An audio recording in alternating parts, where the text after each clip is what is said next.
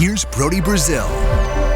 You know, when I got into covering sports 20-something years ago, I never knew that renderings would become such a big deal. Here in 2024, every pro team every couple years has renderings of something. A new idea, a concept, a stadium, a renovation, something they want to do, and something they're usually asking for in order to make these beautiful things happen. And maybe it's just the era of the news cycle and social media, but doesn't it seem like we're looking at renderings all the time these days across all the different leagues? And so I want to kind of break down what I've learned about renderings over time. And the first thing is this: they always seem to arrive at a very specific time. I mean, go back and look at every release of renderings. Why did they come out on that day, in this way, at that very specific hour?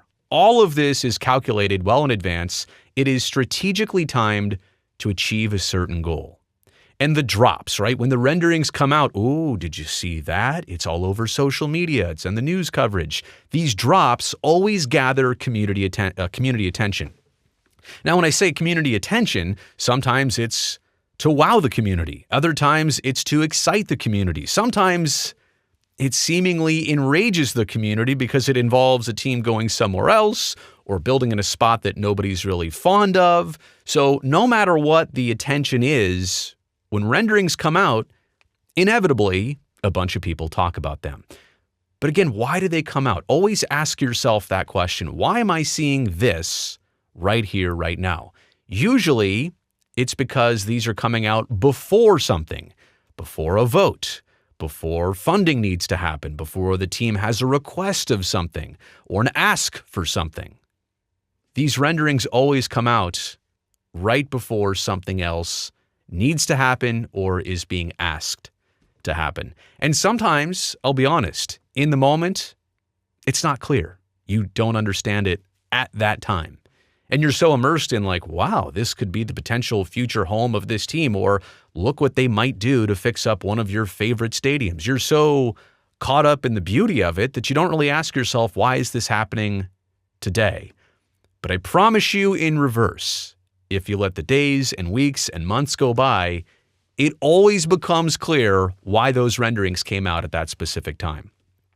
I also want to say that renderings don't feel like what they used to. They don't mean what they used to. Because in the 90s and in the 2000s, and even probably in decades before that, renderings were the actual graphical work of human artists. Like, they would have to take pen and pencil and paper, and in the way an architect would actually draw, well, back in the day, they would draw this out instead of using computers to do all the work for them. My point being is that a graphic artist actually had to do the renderings, and then those renderings, a lot of times, turned into the actual design blueprints of a ballpark.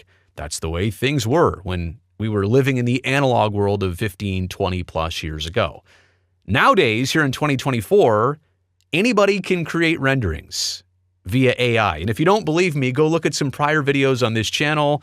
I hypothesized what the A's might be thinking of in Las Vegas. It's so easy. Midjourney is a way to make AI renderings. Microsoft Bing image generator. You just type in exactly what you want to see. It'll come up with something pretty funky. Now, don't get me wrong. No team is doing what I'm doing to put those out. But my point is, the technology is there where it doesn't take a tremendous amount of effort and resources to provide just basic level renderings anymore. It's not like it used to be where renderings meant something. Now, they're just kind of like placeholders.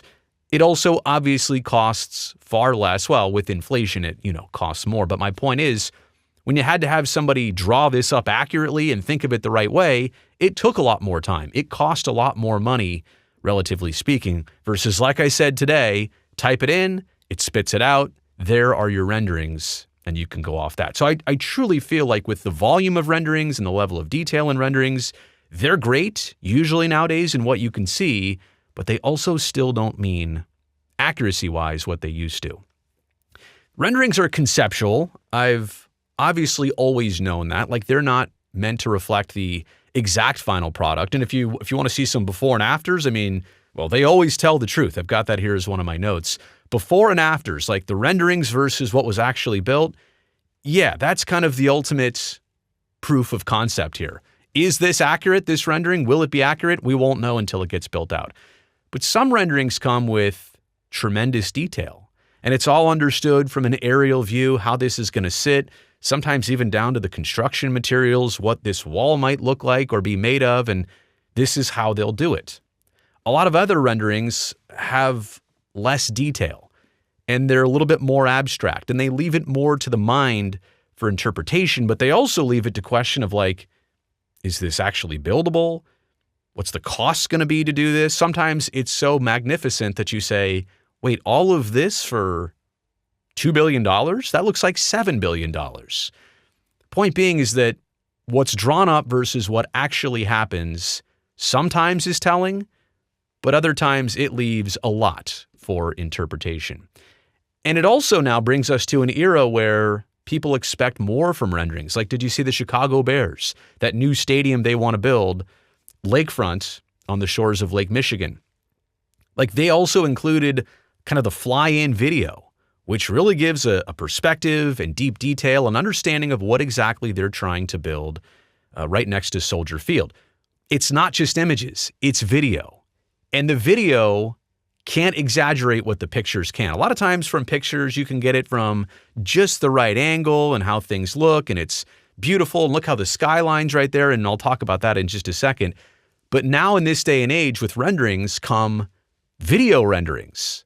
And those have to be a lot more accurate because people will see right through that versus sometimes an image which just has all the right angles. I'll call them the Instagram angles.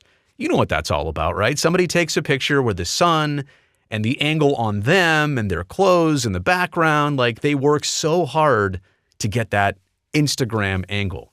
Like, renderings are never going to show the worst viewpoints of the project, the business side of the building, where the dumpsters are, where the TV trucks park. Obviously, it wants to showcase the best and only the very best. But a lot of times it's only the most glamorous angles, and sometimes because of that, it's false angles. To the point of like, wait, that skyline is way over to the right. Or those buildings don't really line up in real life with what we're seeing here in the rendering. Or there's no way you could see all that from those seats. And you know exactly what I'm talking about. Sometimes what's depicted on the internet versus when you actually show up somewhere in real life, they are two totally different things. The lighting in the renderings is always a bit surreal. It's always that golden hour, I feel like, where fireworks are going off, but it's still daytime somehow. So you have to understand when you look at this, it's rare, if not impossible, that anything actually looks better in real life than it ever will in a rendering. Like, the rendering is about as good as something is ever going to look. In most cases, right? Don't get me wrong. And sometimes it works out beautiful in real life too, but just different from what the rendering showed you. So watch out for those Instagram angles. I mentioned before that anybody can produce a rendering here in 2024. It's easier than ever. Things are more believable than ever. But what percentage of renderings in this current day and age actually get built? I also said these renderings usually come out when a team is asking for something, when they're about to request something. I'll just throw this out there as an idea. Is it about 50-50? Of all the renderings that exist right now between the A's in Las Vegas, the Rays in Tampa, what the Chicago White Sox want to do at the 78, and that's just baseball alone. I could go on and on and on across different sports.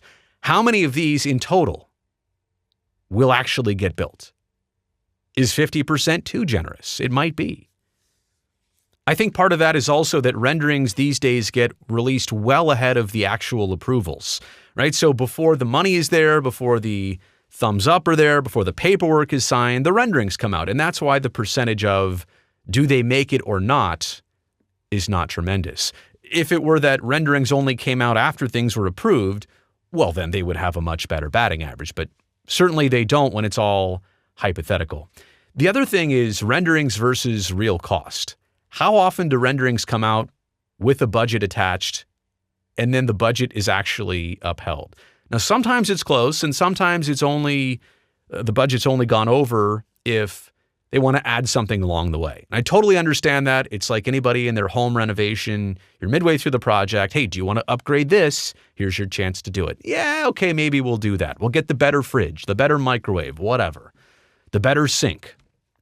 And so the bottom line is renderings versus real cost when they come out, it's so rare that they actually ever live up to what was initially spelled out cost-wise. And again, maybe that's part of why a lot of these renderings, they're put out and published and gone over, but they never actually get built.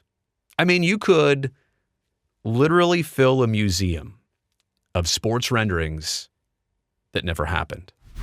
And I think that's our initial takeaway when you see something like, oh, this is going to happen. They've got the wheels in motion. Here's how everything's going to look. I mean, it's all spelled out here, like on a screen. I believe it because it's on a screen. There it is. It's on my phone. That's what they say they're going to do. It's going to happen.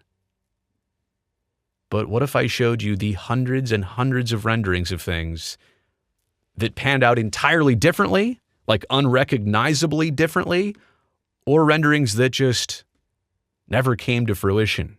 You could literally fill a museum with all those renderings. So those are a couple of things I've learned about sports renderings over the years. Don't get me wrong, I love to see new things built, but I also like to see them happen in a responsible and efficient manner. I also don't like to see the threats that go back and forth of relocation versus renderings that can happen or not happen. Renderings are kind of both edges of the sword. They're fun if you know it's going to happen and you know you're going to get to experience that and it's a good situation. Renderings are also really not fun if they mean turmoil and a volatile future, potential future of your franchise. Hey, you made it here to the end of this video. You know I really appreciate that. Thumbs up down below. That'll help me and this video and this channel. And also, if you do me a quick favor, go down and hit that subscribe button. You know why? Because I would really love to see you back here next time, and that's a guaranteed way to make that happen.